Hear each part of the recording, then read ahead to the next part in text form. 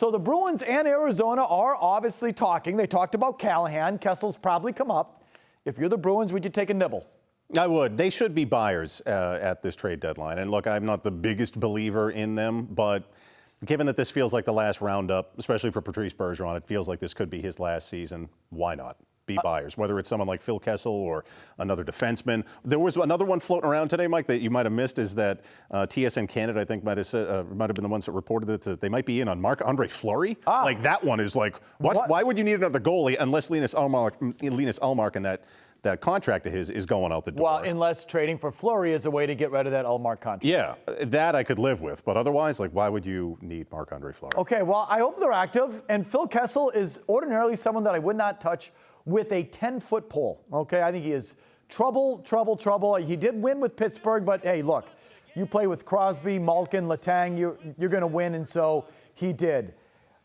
But this year, right now, Murray, like to your point, I'm kind of at a kitchen sink kind of thing. Like I'm not giving up a first-round pick. I'm not giving up a good prospect. Can I go trash for trash? Can I go Jake DeBrusk for Phil Kessel? And now you've really upgraded your power play at least. And who the hell knows? Maybe Kessel just gets hot for a month or two. Maybe he feels like he's got something to prove coming back here too, Or he's just up for a contract and it's his last real chance to make real money in this league. And so he'll go balls out. He'll stop eating for just a couple of months. I mean, like, again, ordinarily, I'd be scared of Phil Kessel, just like ordinarily I'd be scared of Taylor Hall. But they're in this spot. They don't have much coming up through the system.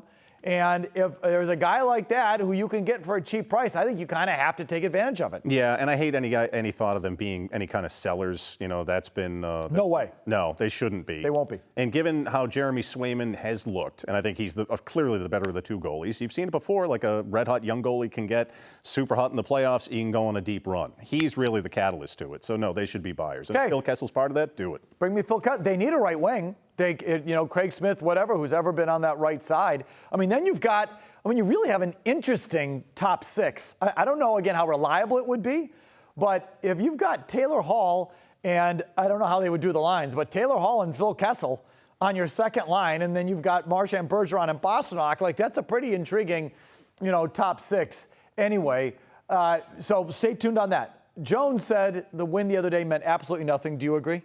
No, I think it ultimately had more to do with the Colorado Avalanche having a bit of a no-show during a matinee game, but they're still one of the top 3 to 5 teams in the league, and that was their most complete win. And that's a game, especially the way that Swayman played, I think you can look at and say they'd be a tough out for someone. Yeah, I think it showed the Bruins kind of ceiling, like on a given night, given day. They have the talent to play with the best teams in the league. They've done it this year. They've now beaten Colorado. They've beaten Tampa. They've beaten Florida.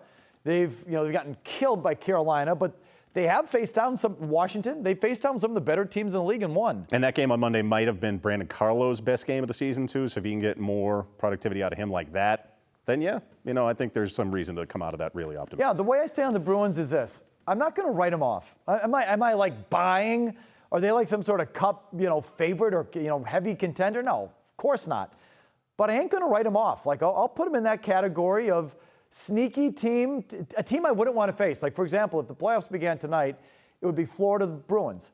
If I were Florida, I wouldn't want to face the Bruins. That's not the team that, I would want a much cushier 1 and 8 seed than Bergeron, Pastrnak, Marchand, and all of that. So that's how I view the Bruins. Yeah, and given this nutty fan base, too, I bet we could go down there and pack that place. So would they have any kind of home ice advantage? No.